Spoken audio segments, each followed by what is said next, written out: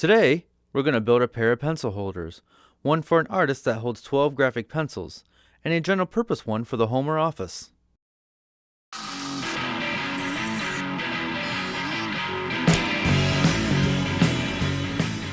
Hello, I'm David Pachuto, the Drunken Woodworker, and today we're going to build a pencil holder. This is part of Tom Iovino's last minute elf project. We're all looking for quick and easy projects to build for our family and friends this Christmas or holiday season.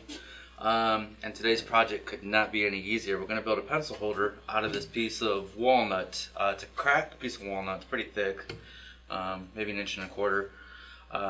But it was only $2.95 because it's cracked. Since we're not making furniture, this piece will be perfect for what we're going to do today. So let's get started. After cutting the pieces roughly in about half, I'm just going to glue them together and make a nice thick board.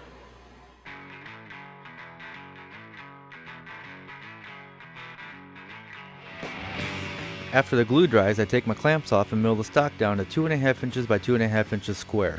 I cut as many 4.5 inch pieces out of that as I can so I can batch out a few at a time.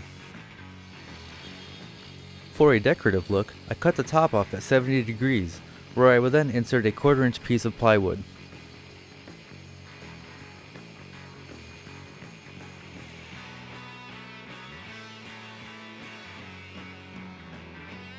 Next, I cut the decorative square out of 1/4 inch plywood. I'll cut it oversized so I can sand down flush after gluing.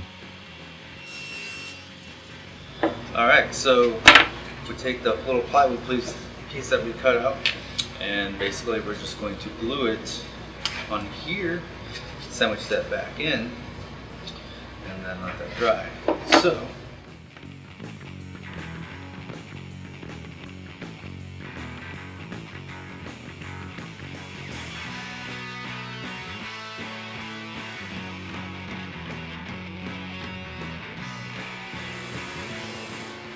now I'll use my disc sander to sand the oversized piece of plywood flush. For the general purpose holder, I find the center where I'll use a 1/2 inch Forstner bit to drill a hole. Be sure your bit is sharp and clean, otherwise you'll run into issues like I did with burning and stalling. For the artist pencil holder, I made a pattern that'll hold a set of 12 graphic pencils.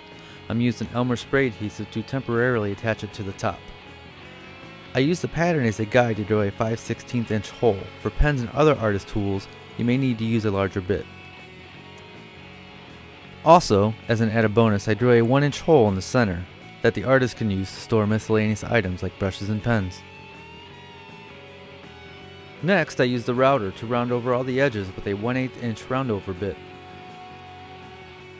All that's left is some sanding and a couple coats of shellac, and that's it, we're done.